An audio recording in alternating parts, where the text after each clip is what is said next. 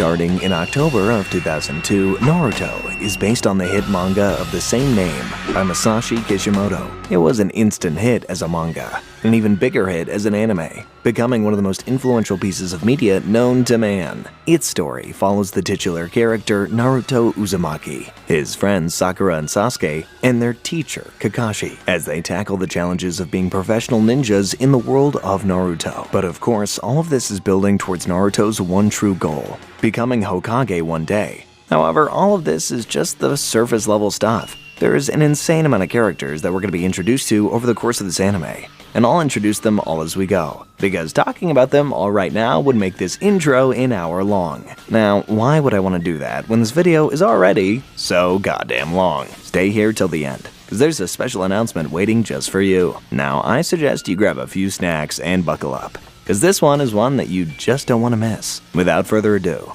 let's get into it. This episode opens with everybody's favorite thing: exposition. Well, at least this exposition has a cool fox monster in it. Anyway, the narrator tells us about this fox monster, and it's like a big problem. It took out an entire village of ninjas, or shinobi, and that was just to hold it off. That is, until the 4th Hokage, the leader of this village, shows up and seals away the beast. However, he kinda got taken out by the beast during the process. After that opening scene, we catch the first glimpse of our protagonist, a crying baby by the name of Naruto Uzumaki. And oh boy, are we in for one heck of a ride. When we see Naruto again, he's grown up quite a bit. He's 12 years old now, and like most kids that age, he's up to no good. Only difference is, it seems like everybody in the village hates him for some reason. But more on that later. Now, you might think 2 fully grown ninjas chasing a little kid for a bit of mischief is totally overkill, until you realize that the so-called kid vandalized the Hidden Leaf Village's equivalent of Mount Rushmore. Being the sly kid that he is, Naruto also manages to give his pursuers the runaround,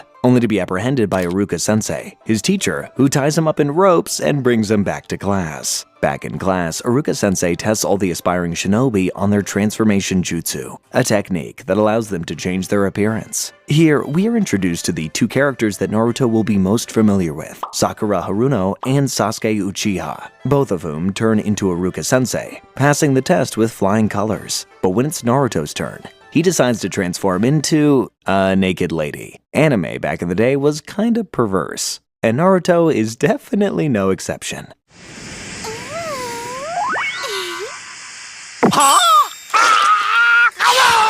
By the way, Naruto calls this his sexy jutsu, and I recommend you definitely not try this at home. Later, Naruto is seen cleaning up the mess that he made, while Iruka-sensei supervises him. But here, we see a glimpse of how much Iruka-sensei cares, because despite how Naruto acted in class, Iruka-sensei still treats him to ramen afterwards. There, Naruto tells us all of his game plan: to become the next Hokage, the leader of the whole village. Unfortunately though, for now, this seems a bit overambitious. I mean, he has to graduate as a ninja first, and that means passing the clone jutsu, which he completely sucks at. Clone Jutsu! This leads him to failing the test, and we see the sad side of Naruto's life. He has no family or friends, and now he can't even be a shinobi. Later, Naruto is sitting with another one of his teachers, Mizuki-sensei, who lets him in on a secret. As it turns out, this secret was the location of the Scroll of Sealing, a forbidden relic that the first Hokage sealed way back when. And what does he do? He tells Naruto to go steal it. And Naruto actually does, which is a big problem. So the Hokage tells all the shinobi to go look for Naruto. And it turns out that Mizuki is actually super evil and wants to steal the scroll for himself, using Naruto as the fall guy. Framing a kid? That's messed up. Got me already, not bad. You're quick, Sensei. I only had time to learn one technique. Iruka-sensei manages to get to Naruto before anybody else, and realizes what Mizuki is up to. Until Mizuki ambushes and injures him. Not only that, the guy then also tells Naruto the truth about him that everybody in the village but he himself knows about. Basically, the reason Naruto is treated as an outcast is because the 9-tailed fox that we learned about at the start was sealed inside of him. Because of this, everybody thinks that he's a monster. After spilling this bitter truth, Mizuki throws a massive shuriken at Naruto, ready to do him in. But luckily, Iruka-sensei jumps in and saves his life. Iruka also tries to calm Naruto down by telling him that he was the same as him, an orphan with no support from the people around him. However, it doesn't work. Overwhelmed, Naruto makes a run for it, and Mizuki gives chase. After some time, Iruka finds Naruto, but it turns out that it wasn't actually Iruka. It was Mizuki disguised as Iruka. But no need to worry, because it wasn't Naruto either. It was Iruka who's disguised as Naruto. Yeah, it's all a bit confusing, but ninjas can be confusing sometimes. Just ride the wave. Anyway, Naruto overhears Iruka telling Mizuki that the beast inside of him doesn't define who he is, that he's an exceptional student who tries his hardest. This sends Naruto and me into tears. Sure, he messes up sometimes, and everyone jumps on him. But his suffering only makes him stronger. He then immediately jumps in to fight Mizuki, beating him and saving Iruka-sensei's life in the process. He does it all with the forbidden jutsu that he learned from the Sealing Scroll. It's this one that will become his go-to for the rest of the series, the Shadow Clone Jutsu. And in the end, Iruka-sensei gives him his headband, telling him that he has finally graduated. Episode 2 opens with Naruto dressing up as a clown for his official ninja picture. Because, of course he did. The third Hokage isn't having it, and asks him to retake it properly. That's when the third Hokage's grandson, Konohamaru, shows up and tries to kill him. Turns out he wants to be the next Hokage, and he wants to be that right now. Unfortunately for him, he's just a kid, and trips over the floor. He gets up and blames Naruto for his failure. However, Naruto doesn't care whose grandson he is and smacks him across the head for doing that. Oi. I don't care if it's your grandmother, so believe it! But that sparks Konohamaru's interest. Everyone else treats him like a prince since he's the Hokage's grandson. But Naruto's the first guy who treats him like a normal person. Despite his teacher's warning, Konohamaru goes after Naruto. And his teacher starts panicking big time, running after him. Later, Konohamaru tries stalking Naruto but gets caught immediately. When Naruto asks him why he's doing all that, Konohamaru's response is simple. He wants to learn Naruto's sexy jutsu to defeat the third Hokage, his very own grandpa. So Naruto takes him under his wing and begins the process of teaching Konohamaru. However, soon enough, he gets his face punched in by everybody for all the perverted stuff that he does to try to teach Konohamaru. The clothes kinda look like her. That looks like me? While his teacher keeps looking for him, Konohamaru explains how he's always had to live as the Hokage's grandson. How no one even calls him by his real name. That's why he wants to be Hokage. Man, humans really do naturally flock toward power, don't they? While all that's going on, the third Hokage tells Iruka-sensei that becoming a shinobi won't be easy for Naruto. After all, the people don't see him as someone who's protecting the village by keeping a monster inside of himself. They see him as the monster. That's when Konohamaru's teacher finds Naruto and Konohamaru and tells him that it's time to leave. Konohamaru tries using the sexy jutsu on him, but it doesn't work. So Naruto takes matters into his own hands, which takes the teacher out.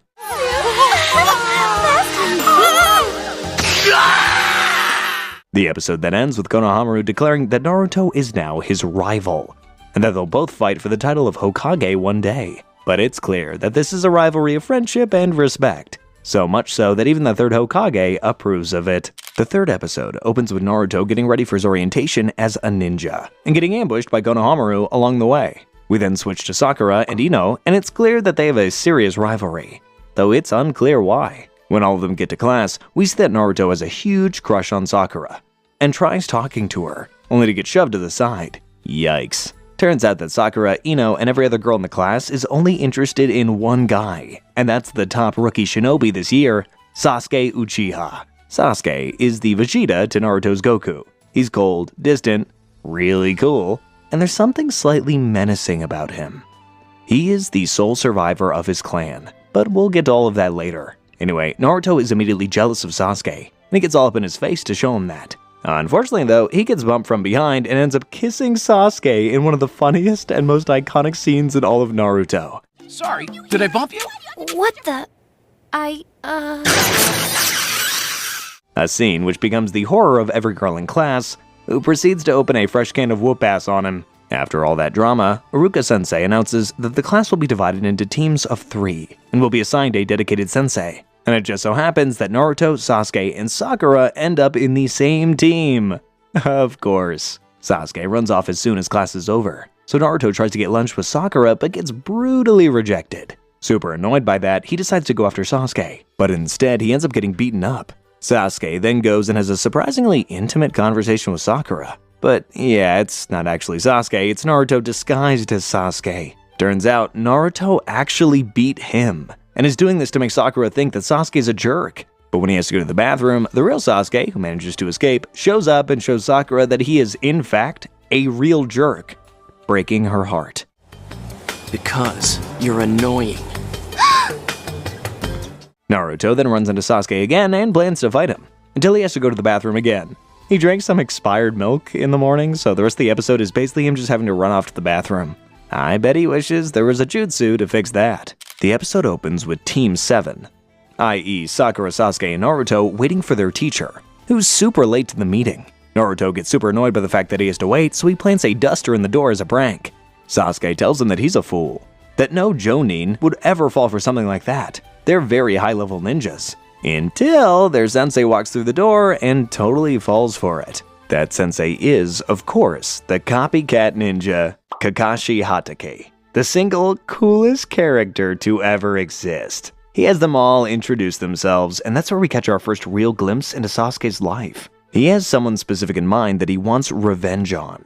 After hearing all of them out, Kakashi says they'll have a training exercise tomorrow, which will determine whether or not they can become genin, the lowest rank of shinobi. He instructs them to show up at 5 in the morning, and to skip breakfast or they'll be throwing up. A bit dramatic, but okay, Kakashi. All 3 of them show up at 5 a.m., only for Kakashi to show up 5 hours late. The first part of the exercise is clear: mind games. Hey, you're late! Well, a black cat crossed my path, so I had to take the long way. Next, Kakashi tells them the real challenge, which is taking a pair of bells from him. Since there are only 2 of them, the one who can't get the bells won't get lunch, and will be tied to a log while the others eat in front of them. Now that is just brutal. Meanwhile, Iruka-sensei learns the truth about Kakashi. He's never passed a team of kids in his entire time as an instructor. Oy, this is looking bad. Still, Team 7 starts chasing Kakashi, beginning with Naruto, who just charges at him like an idiot. This ends terribly, with Kakashi reading a book and kicking his ass at the same time.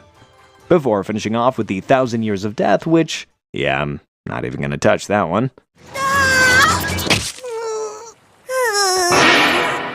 1,000 years of death! But this is Naruto we're talking about. He doesn't give up easy. He summons a bunch of shadow clones to distract Kakashi and grabs him from behind. Sakura and Sasuke are both impressed, and it looks like Naruto's about to get the bell. Until Kakashi uses a substitution jutsu to get away. Naruto then falls for a pretty obvious trap set by Kakashi, and Sasuke sees this as his moment, attacking Kakashi with a bunch of shuriken. Episode 5 opens where the last episode left off, and we see Sasuke's attack fail as Kakashi uses another substitution jutsu. As Sasuke and Sakura chase after him, Naruto manages to cut himself loose, only to fall for the same trap again. God damn it, Naruto. Meanwhile, Kakashi manages to sneak up behind Sakura and uses genjutsu, a mind control technique where you trick someone's mind into seeing or feeling something that you want them to. Through genjutsu, Kakashi shows Sakura an image of a brutally injured Sasuke, and she just implodes. Okay, someone needs to remind Kakashi that he is dealing with children. Really low-level ninja children. After all that's done, it's time for Sasuke and Kakashi to face off, and it's a heater. Sasuke immediately lures Kakashi into a trap and almost gets the bell off of him, which kinda makes Kakashi realize that Sasuke isn't a joke. He can't just read a book while he's fighting this kid. A trap! Meanwhile, Sakura wakes up from her genjutsu dream, all while Sasuke is still going at it with Kakashi. He uses the fireball jutsu, a technique way above his pay grade, and that impresses Kakashi. Still, Kakashi is just too OP, and he traps Sasuke into the ground before heading off. Naruto, meanwhile, has spotted the lunch Kakashi has waiting for them and is almost about to start eating, until Kakashi spoils his plans. Oh boy. Sakura then finds Sasuke trapped in the ground and thinks it's another genjutsu passing out. When she comes to, Sasuke says he's going after the bells again, and we see Naruto about to dig into the food only to be caught by Kakashi again. Oh boy. After tying Naruto up, Kakashi basically tells Team 7 that they're cooked, that they should quit being ninjas. He says they fail to even understand the point of the exercise, working as a team. He explains how teamwork is super important to the survival of shinobi, and that he'll give Team 7 one last chance to get the bells off of him after a lunch break. However, since Naruto tried stealing the food, they can't share with him, and they will be disqualified if they do. While Sasuke and Sakura have lunch, Naruto's stomach is growling like a lion. He pretends like he can take it, but he's really struggling, so Sasuke offers him his lunch. After all, they can't work as a team if Naruto is starving. Sakura agrees, and offers up her lunch too. What they don't know is that Kakashi is secretly watching them and he immediately shows up, asking them why they broke the rules.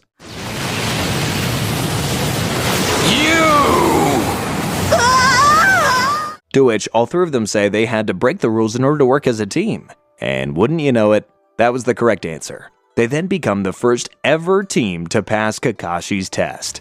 And they all go home, ready to take on their first mission tomorrow. Except Naruto, who ends the episode still tied up. The next episode starts with Team 7 on a high-stakes mission, saving a lady's cat. Turns out that's the kind of stuff they've been stuck doing, and Naruto and Sasuke are sick of it. So Naruto asks for a cooler mission. The Hokage explains how there are A, B, C, and D rank missions, depending on difficulty and pay grade, and how Genin can only get D rank missions. We ninja are also ranked by ability.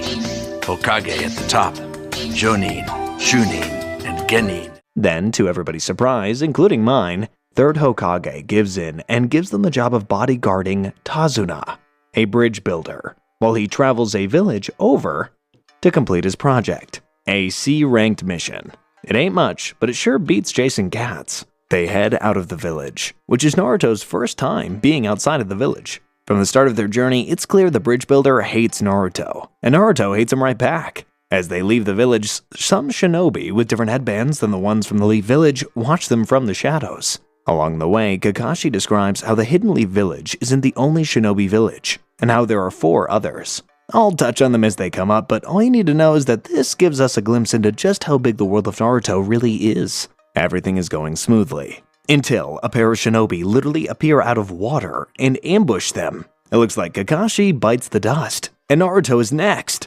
until Sasuke jumps in and saves him like a badass. The shinobi then get free and make a run at Tazuna, but Sakura and Sasuke jump in their way before Kakashi swoops in and clears the bad guys out. What a show-off.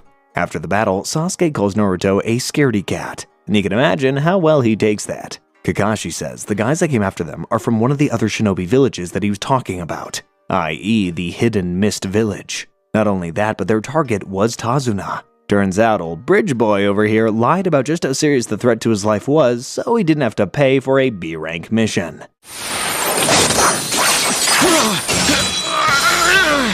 They consider going back, but Naruto says they need to push forward, stabbing his hand with a kunai and vowing to never freeze up like he did today. Boy, our MC sure is a drama queen. However, when Kakashi goes to bandage Naruto up, the wound is already healed. It looks like the power of the nine-tailed fox is starting to kick in. The episode ends with a glimpse of the big bad Team 7 will be facing, a man named Zabuza, who wears a mask like Kakashi and has a massive sword straight out of Final Fantasy VII.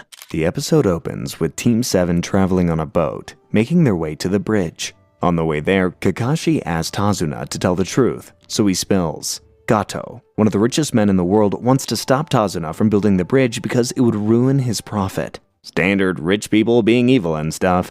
They finally make it to Tazuna's land, which is actually pretty colorful and lively, even though the way there was super creepy. As they head towards his house, Naruto is determined to not be outshined by Sasuke again, and is actively looking for any assassins. That's it, Naruto! What? Why'd you do that? Unfortunately, the assassins have come looking for them too, as a massive sword starts flying at them out of nowhere, and they all have to duck. The sword then hits a tree and there's a man standing on it. The kids don't know him, but Kakashi does.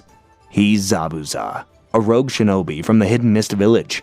And I think I speak for everybody when I say he looks so cool. Kakashi and Zabuza clearly know each other and respect each other's skills, and Kakashi thinks it's serious enough for him to reveal his Sharingan, a special kind of eye that greatly increases the fighting prowess of a shinobi, also allowing them to read their opponent's moves way better than a normal person. But Sasuke thinks that there's something fishy. Well, because Sharingans are supposed to be a thing that only the Uchiha have, and Kakashi is clearly not from the Uchiha clan. Naruto, Sasuke, and Sakura all surround Tazuna in order to protect him, while Kakashi takes on Zabuza. He's building up a huge amount of chakra. Zabuza disappears into thin air and the mist thickens around them. He then suddenly appears between Naruto, Sasuke, Sakura, and Tazuna, and it looks like it's all over. But like always, Kakashi jumps in and stabs him, only to find out that it was actually a water clone. Zabuza then slashes Kakashi in half, only to find out that he was a water clone too. As that happens, the real Kakashi shows up behind Zabuza with a kunai to his neck. It looks like this battle is over. But as we've seen at least twice this episode, things are never what they seem. The next episode picks up exactly where the last left off. Kakashi with a kunai to Zabuza's throat, and it looks like he's got him beat. But that Zabuza turns out to be a water clone too. I'm losing count, honestly. Kakashi gets smacked into the water, where Zabuza traps him using the water prison jutsu. He then sends a water clone after the kids, and Kakashi asks them to run. But they're not runners, they're fighters. Sasuke charges in but gets thrown around like a ragdoll. Naruto's about to run but remembers how he was embarrassed last time and decides to take Zabuza head on, and gets smacked back. Naruto! What in the world are you doing? But he just did that to get his headband back. With that, Sasuke and Naruto decide to team up to take on the assassin. Kakashi then lays Zabuza's backstory on us. Apparently, the guy killed over 100 of his classmates as part of his Chunin exam. He was a stone-cold killer, even as a child. Zabuza reminisces about that moment, thinking how fun it was, before his clone starts giving Sasuke the business. Naruto jumps in with his shadow clones too, but it's no use, they all get smacked aside. That's when Naruto gives Sasuke a massive shuriken, which he throws at Zabuza's real body. Of course, it's just a shuriken. So Zabuza just catches that bad boy, until he sees a second shuriken hiding in its shadow.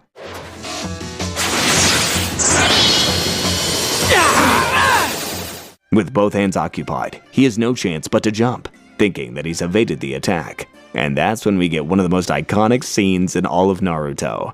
Because the episode ends with the reveal that the shuriken was actually Naruto in disguise. And with Zabuza's guard totally lowered, he chucks a kunai at the assassin. Now that is some high-level ninja business. Episode 9 opens where the last one ended, and the looks on Zabuza and Kakashi's faces tell the whole story. Naruto and Sasuke just did something unbelievable. Zabuza gets a small cut from Naruto's kunai, and he's ready to unleash hell on the kid. One problem with that idea: Kakashi is loose, and he's really mad. Naruto, that was an excellent plan. You've really grown, haven't you? Kakashi praises Naruto and Sasuke before starting to fight Zabuza. But there's bad news for Zabuza.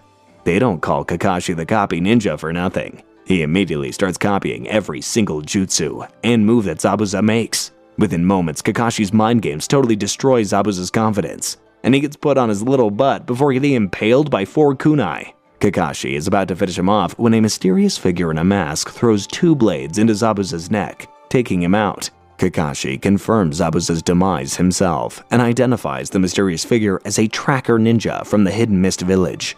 The kid is about the same age as Naruto, and the fact that he could take out Zabuza like that while Naruto could barely deal with his clone really messes with Naruto's head. But Kakashi tells Naruto that that's just how the world works. After all, there are kids younger than Naruto that are stronger than Kakashi himself. That's a real brutal truth bomb right there. In this world, there are kids who are younger than you, and yet stronger than me. They all then get ready to keep moving on, but Kakashi passes out. Oh no! The next episode opens with Kakashi in bed. Turns out he's suffering the effects of overusing his Sharingan, and won't be able to do much for a week or so. Kakashi then explains that the job of tracker ninjas is to get rid of the bodies of rogue ninjas to prevent a village's secrets from getting out. As he's explaining this, we cut to the tracker ninja who took Zabuza's body and… wait, he's alive? Yeah, turns out the kid in the mask was in cahoots with Zabuza, and the whole needles to the neck act was a distraction to save his life, which is pretty impressive when you think about it. But because he had to bring Zabuza so close to death to save him, he too won't be able to move much for a week. So Zabuza vows to see right through Kakashi's Sharingan the next time they face off, and beat it.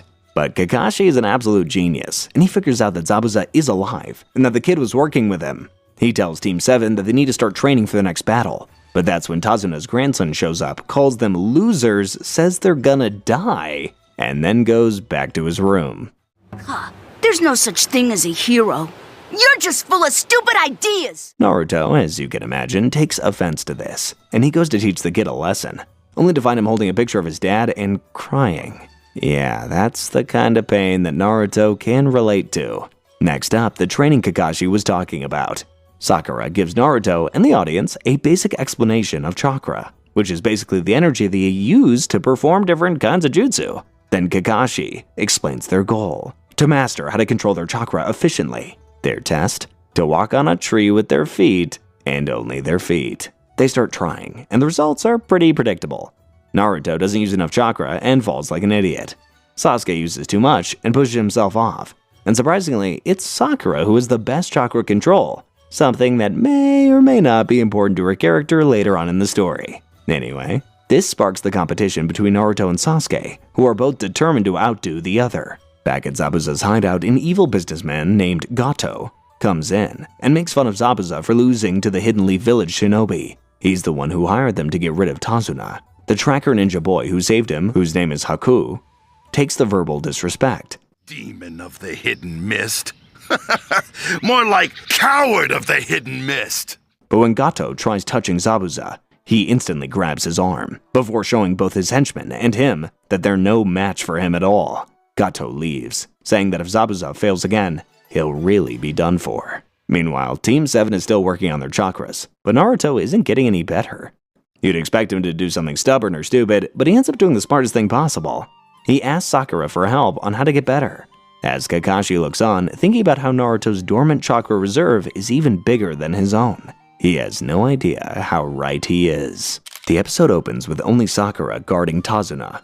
Since she's the CEO of Chakra Control, she's here while Naruto and Sasuke are still training, doing their best to get up that damn tree. While they're doing that, Sakura sees firsthand how poor Tazuna's village is, and just how badly they need him to complete the bridge. Back with the boys, and Sasuke does something shocking. He asks Naruto for the tips that Sakura gave him. Not only that, but he initiates the conversation. Now that is progress. Yeah, I can feel it.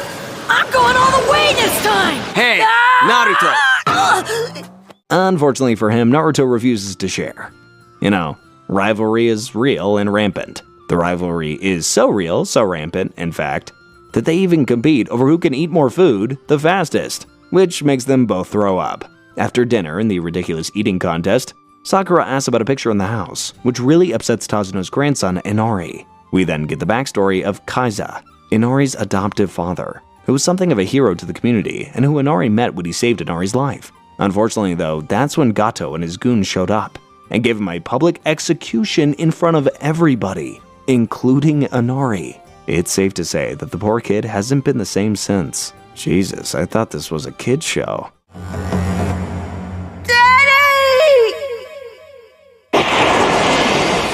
As tragic as the story is, Naruto understands why Inari doesn't believe in heroes anymore, and vows to show him that heroes do still exist. The next episode opens with Haku, the tracker ninja kid who's in cahoots with Zabuza, coming across a Naruto passed out from training all night. But instead of ending him, he wakes him up to stop him from getting a cold? What follows is a surprisingly wholesome interaction between the two, where we learn Haku's backstory, how he learned everyone has someone precious to them, and how Zabuza saved his life. Though he doesn't tell the latter to Naruto, he says goodbye and walks off. Sasuke catches a glimpse of Haku as he leaves, and he's suspicious, but he lets it go. By the way, I'm a boy. No way! He's prettier than Sakura! When Kakashi and Sakura go looking for Naruto, they find something shocking. He's made it really high up the tree. He then pulls a prank on them by pretending to fall, scaring the bejesus out of them, until he actually falls. But guess who jumps in to save him? That's right, Sasuke, who can also make it up that high right about now. Looks like the training paid off. We then catch a glimpse of Zabuza recovering with Haku, before we see Naruto and Sasuke finally make it to the top of the tree. We even see Sasuke helping Naruto back to Tazuna's home, and we're all thinking they might actually be friends. After dinner, Inari loses his mind because he can't figure out why Naruto would go to such lengths to train. After all, he can't beat Gato's men. But Naruto just calls him a crybaby and walks off. Later, Kakashi goes to Inari and explains how Naruto was an orphan who had it just as bad as Inari. If anyone understands how Inari feels, it's Naruto. Good old Kakashi-sensei, man. That's some wholesome stuff.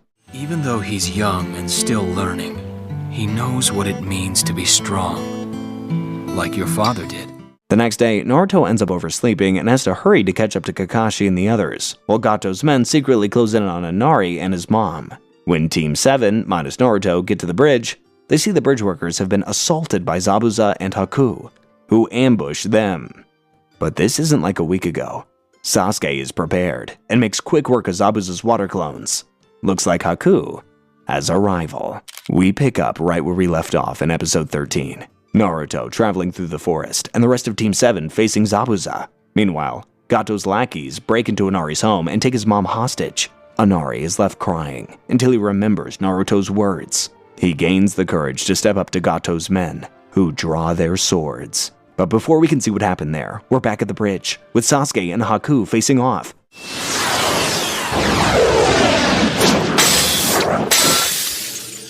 It looks close, until Haku pulls off a jutsu using only one hand. Looks like Sasuke's in trouble. But before we can see how that went, we're back with Inari. These quick switches are really giving me whiplash. As it turns out, Inari wasn't sliced up by Gato's men. Naruto realized something was wrong and made it back in time to save him and his mom. Inari and Naruto finally get along, and so he heads out again to get to the bridge. In a flash, we're instantly back to Sasuke, who's kind of putting the whoop-ass on Haku right now. Zabuza just smiles and tells Haku it's time. Time for what, you ask? Oh, nothing much, only the most diabolical jutsu I've ever seen in my life. Crystal Ice Mirrors. He traps Sasuke inside a prison of mirrors and starts pelting with needles from every direction.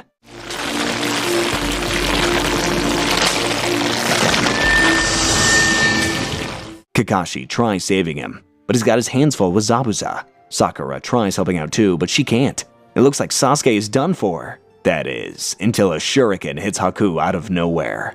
Which means our boy Naruto is finally here. Here we go.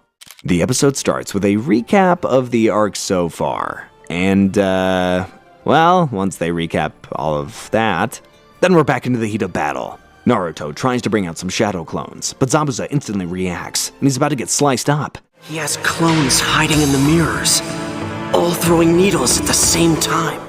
Until Haku saves him. Wait, what? Turns out Haku wants to take out Naruto himself, but only after he's done with Sasuke. Sasuke isn't giving up easy, but the problem is Haku's jutsu is way too overpowered, and Sasuke has no idea how it works, so he doesn't know how to fight back. He's thinking up a plan for Naruto to attack from outside, and him to attack from the inside, until Naruto comes inside to help him. What follows is a pretty embarrassing beat-up for the both of them. And Kakashi realizes that what Haku is doing is a Kekkei, a sort of jutsu that one can only inherit. Since Kakashi can't copy it, he can't find a way to beat it either. I'm not giving up, and I'm not gonna lose here! Because I have a dream, and no one's going to take it away from me! But Team 7 isn't giving up, and so the fight continues. The episode kicks off back at the bridge, and with Naruto and Sasuke stuck in Haku's jutsu, Kakashi is weighing his options. But it's useless. The only choice he has is to take out Zabuza and then try saving those two. But Zabuza says it's useless. Even if Kakashi beats him, Haku's jutsu is too powerful for even Kakashi to deal with. Back inside the ice mirrors, Naruto's just spamming shadow clones trying to make something happen, but is getting his ass handed back to him every time. But that's when Sasuke finally notices a pattern to Haku's attacks and decides to make his move. Back outside, Kakashi brings out his Sharingan and begins his fight with Zabuza. Meanwhile, Sasuke manages to catch Haku with his fireball jutsu just a little bit. He's slowly figuring it out. Meanwhile, it looks like Zabuza has figured out how Kakashi beat him last time, and he knows how to deal with Kakashi's Sharingan now, by keeping his eyes closed and staying out of Kakashi's line of sight. The look on Kakashi's face says it all. Our dear sensei is in trouble. Inside the mirrors, Sasuke is seeing Haku getting slower every time he attacks, so he and Naruto start trying to escape in an attempt to make Haku run out of chakra. While that's happening, Zabuza finally makes his move on Tazuna, but Kakashi jumps in his way, and the episode ends with blood flying and Sakura screaming. Episode 16 picks up with Naruto and Sasuke still trying to get out. Sasuke starts deflecting all the needles while saving Naruto at the same time, but Naruto's at his limit and passes out, leaving Sasuke in a 1v1. But then, it all becomes clear to Sasuke, and he dodges a whole attack from Haku. How did he do that? Well, just look in his eyes. They look familiar, don't they? That's right, Sasuke Uchiha just awoke his Kekkei, the Sharingan. Haku realizes he can't go directly for Sasuke anymore, so he changes his strategy and just attacks Naruto instead, with Sasuke rushing in to save him. Your chance of escaping my house of mirrors is 0. Back outside, things aren't looking too good. Zabuza hurt Kakashi, and he's bleeding badly. Zabuza retreats into the mist to plan his next attack, but luckily Kakashi has a plan too, as he decides to take the fight to Zabuza.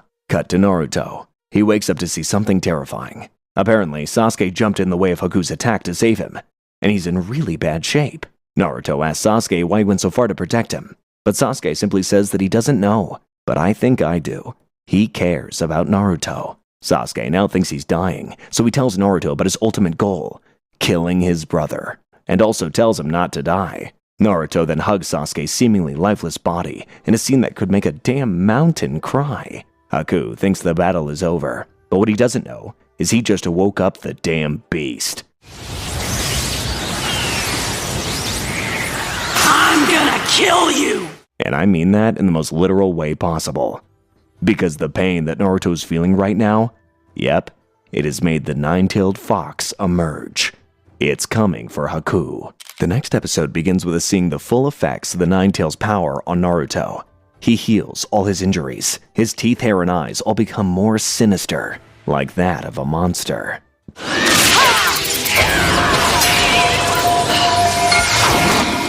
Haku sees this as well. There's murder in his eyes. Haku's attacks stop working on Naruto, and he's much faster now too. Fast enough to break one of his mirrors and grab a hold of Haku. Kakashi realizes what is going on. The seal that holds the Nine Tails inside Naruto hasn't fully broken yet, so he has time to fight Zabuza. Just maybe. Haku tries his best, but the Nine Tails chakra is just too much. Naruto punches his face in and breaks his jutsu. He's about to put Haku out of his misery, but when the mask breaks and he sees Haku as the same guy he met in the forest, he doesn't kill him. The Nine Tails chakra is gone, and Naruto asks Haku why he works for Zabuza, to which Haku tells him about how his father got rid of his mother because she had the Kake Genkai, and he was going to do the same to Haku. So in order to defend himself, he had to kill his own dad. From then on, he was on his own, until Zabuza took him in. That's why he's so loyal to him. But now, Haku thinks he's kinda messed up and can't serve Zabuza anymore. So he does the normal thing and asks Naruto to go ahead and finish him off. I know that I've said this before, but for the love of God, how is this a kid's show? Isn't it beautiful? No! You must never! Do you hear? Never! You wicked, wicked child! Amidst all this drama, Zabuza thinks he's gotten Kakashi beat, but it turns out getting struck by Zabuza was just part of Kakashi's plan. The blood on Zabuza's weapon let Kakashi's summoned dogs track and restrain him. And now, good old Zabuza is just a sitting duck, while Kakashi is the hunter. He brings out his most powerful technique, the Chidori. Yeah, Zabuza is toast. Back with Naruto, Haku is hell-bent on getting Naruto to do him in. Naruto thinks it's insane that Haku is only living as a tool for Zabuza, but Haku is content with that. After all, it's the only thing in his entire life that ever gave him any happiness. And so, now that he's failed as Zabuza's weapon, he's ready to die. I don't even know how to process that episode, so, let's just go on to the next one. Episode 18 opens with a slight breather, as we take a step away from the battlefield and see what Inari is up to. He's gathering all the village folk, asking for their help to fight off Gato, knocking on every single door. But no one is opening. It looks like Inari is on his own. Back with Kakashi and Zabuza, Kakashi loads up his Chidori and is about to send Zabuza to the afterlife.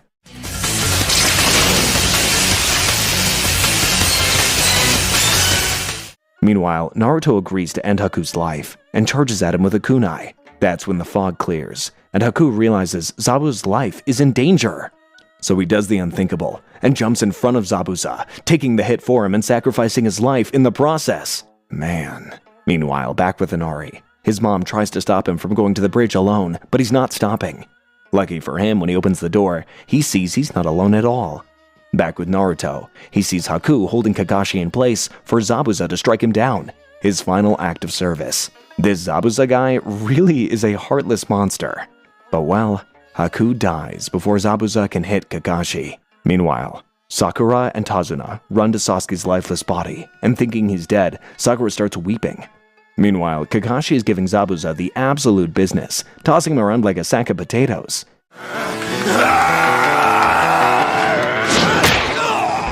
He impales both of Zabuza's arms, meaning he can't even fight back properly. Nor can he do any of his jutsu. But that's when Gato shows up, accompanied by a lot of thugs. There is just no way that this is gonna end well, is there? The following episode opens with Gato explaining why he brought those thugs here. To kill Zabuza. You see, he didn't really like Haku threatening him when Zabuza was injured, especially with the money he was paying them. And it turns out, for the price of a Jonin like Zabuza, he can get a lot of regular skilled ninjas. Gato approaches Haku's body and starts kicking and poking it. This makes Naruto lose his mind, but Kakashi stops him from starting a fight. So Naruto asks Zabuza if he's gonna let Gato do that to his friend, to which Zabuza says that he feels nothing. Haku was just a tool for him to use. Zabuza's the real tool, if you ask me. You grabbed me and nearly broke my arm. I've been meaning to repay you for that. But Naruto's not letting him off that easily. He rips into him, talking about how Haku gave up his own dreams because he cared about Zabuza that damn much. Naruto starts crying as he's saying this, but Zabuza tells him to stop speaking, before we see the tears falling down his eyes. Turns out, all that tough talk was just a front. Zabuza not only cared for Haku, he cared a lot. He cries over his fallen comrade, talking about his regret, before asking Naruto to give him a kunai. Naruto obliges, and he charges at Gato and his mob, with just his legs and a kunai in his teeth.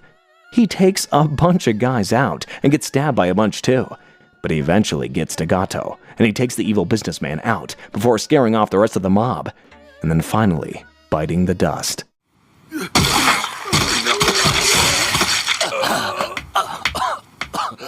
Naruto looks away, but Kakashi tells him to watch. That was the end of a man who lived fiercely. Back with Sakura, and surprise, surprise, Sasuke is not dead.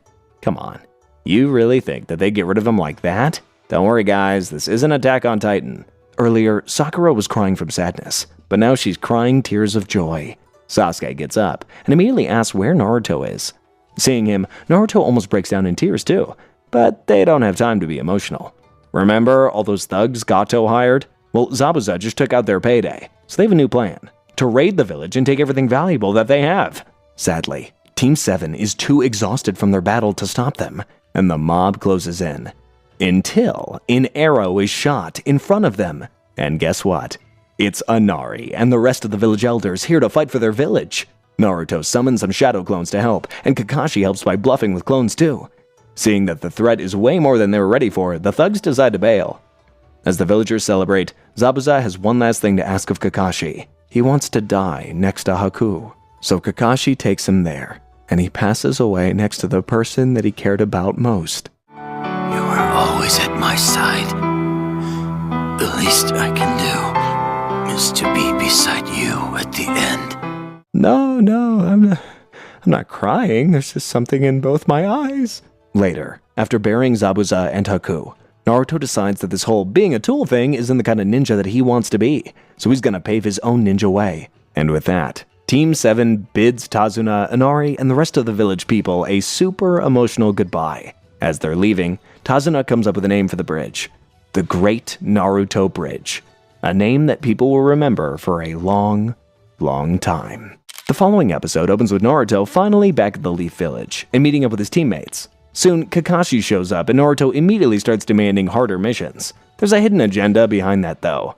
Naruto hates the fact that Sasuke saved his life and wants to do the same so he isn't indebted to him anymore. That's when Sasuke tells Naruto if he wants to repay him, all he has to do is grow stronger than him. While all that's happening, Sakura tries to get some alone time with Sasuke, but, well, he just kinda shuts her down, telling her to practice jutsu instead. That happens way more often than you'd think it would, but she keeps trying.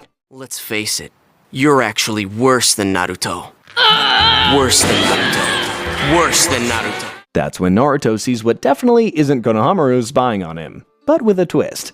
This time, he has his friends Moegi and Udon with him too. When all of them see Sakura, they ask Naruto if she's his girlfriend, to which Naruto says yes, and Sakura promptly smacks the taste out of his mouth. When Konohamaru calls her ugly for beating Naruto, she gives him the business too.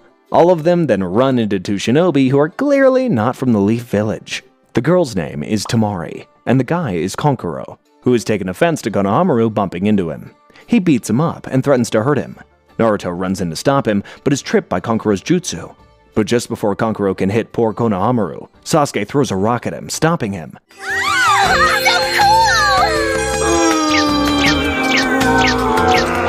you're not cool like that? Konkuro's furious, and he looks like he's ready for a fight, until they all hear an unsettling voice telling Konkuro to knock it off. Yeah, that's Gaara. Someone we will come to know very, very well. Meanwhile, back with the Hokage, we get an explanation as to why there are foreign shinobi in the Leaf Village. We will begin in 1 week. That's pretty short notice. Turns out, a week from now, the Leaf Village will be hosting the Chunin Exams. Episode 21 begins with Naruto stupidly asking Tamari what in the heck the Chunin Exams are, to which Konohamaru very kindly tells him, and us, that it's the exam Genin take to get promoted to the next class of shinobi, i.e. Chunin. Meanwhile, Gaara and Sasuke clearly start seeing each other as worthy opponents, and this may or may not be a foreshadowing for a future fight. Back with the third Hokage, he asks the teacher of the rookie Genins if they want to recommend any students for the exam. All 3 teachers proceed to recommend each of their 3 students. This includes Kakashi, which really worries Iruka, since he's just not sure if Naruto and the others are ready. Kakashi, in the nicest way possible, tells him to stay out of it. It's his call after all, and he thinks that they're ready. Every one of them has great promise, but it's too soon. They need more experience before they are tested. That's when the third Hokage proposes a middle ground, a preliminary test for the Leaf Genin to see who deserves to give the Chunin Exams a shot. Later, Kakashi meets up with Team 7 and gives them their invitation to the Chunin Exams. Naruto and Sasuke are super hyped for it, but Sakura is having second thoughts.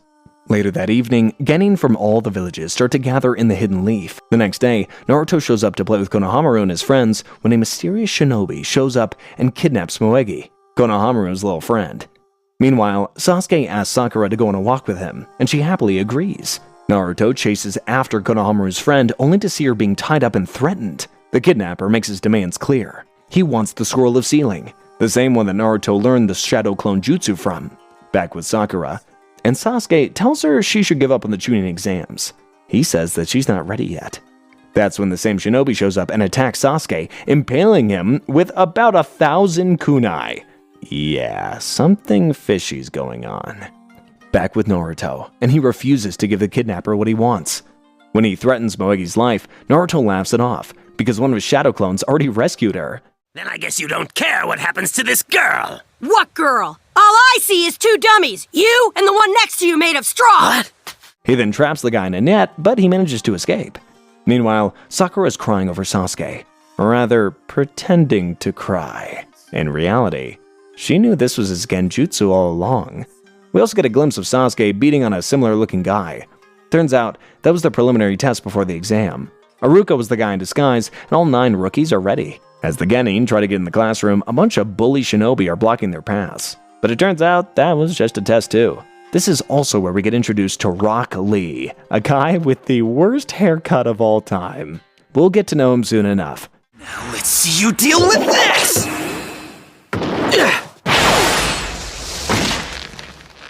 But all you need to know, for now, is that he really likes Sakura. The next episode opens with Rock Lee challenging Sasuke to a fight? Who does this bowl cut guy think that he is? Well, as Team 7 is about to find out, Rock Lee is him. Naruto takes a crack at Rock Lee first and gets absolutely owned. That's when Sasuke jumps in and Lee gives him the absolute business.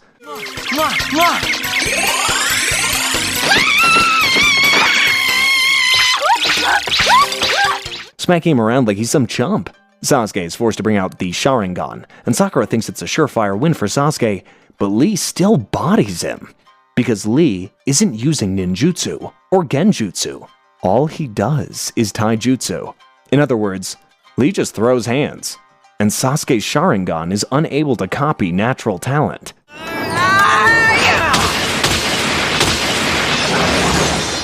Lee is about to unleash his final move on Sasuke, and it looks like he's toast, until they're interrupted by a turtle. Turns out, the turtle belongs to Guy-sensei, Rock Lee's teacher who looks exactly like Lee, or rather, well, the other way around. They're both absolute idiots. It really is one of the funniest things in all of anime.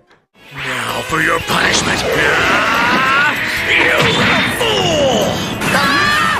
Guy and Lee leave, but not before he tells Team 7 he's stronger than Kakashi. That's a big claim. We'll see. But before leaving, Lee says he's not even the strongest guy on his own team. That's Neji Hyuga, the guy he entered the tournament to beat. But Sasuke isn't worried. All this loss did was light a fire in his belly. The next episode opens with Team 7 making it to the registration room. There, we get formally introduced to the rest of the rookie genin from the Leaf Village. Shikamaru, smart guy. Choji, fat guy. Hinata, girl who's obsessed with Naruto. Kiba, dog guy. And Shino, bug guy. As they're talking about the Chunin exam, a guy named Kabuto comes up to them. He's basically just there to give them a bunch of exposition, including a little bit of information on Gaara. Keep an eye on him, though. He might be important later on. You'd think rookies would be scared of more experienced genin, but not Naruto. He basically straight up tells everybody that he's not going to lose at all. Yeah, he's a loudmouth. I haven't a clue what's going on here, but I'll act like I do. The shinobi from the Sound Village overhear Kabuto calling their village small and take offense to this, so they decide to attack. It looks like Kabuto dodged the attacks, but his glasses break, and then he pukes. Looks like the Sound Village shinobi have some dastardly jutsu up their sleeves, but before anything can escalate, the proctor for the exam, Ibiki Morino, shows up. The Chunin Exams are here. The following episode picks up with Ibiki telling the Sound Village shinobi to drop their shenanigans or they will be disqualified. Then he tells them the first exam is about to begin, and it's Naruto's worst nightmare, a written test. Ew. Who even writes an